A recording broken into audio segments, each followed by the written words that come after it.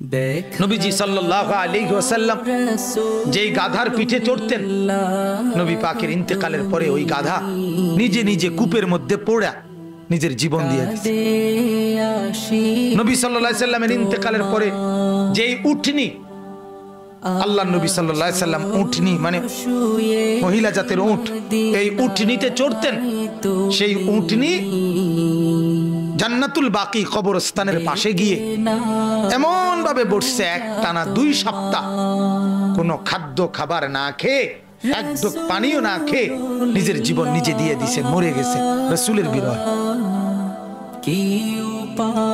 হযরতে আব্দুল্লাহ ইবনে যায়েদ ইবনে আব্দে রব্বিহি নবীজির একজন সাহাবী।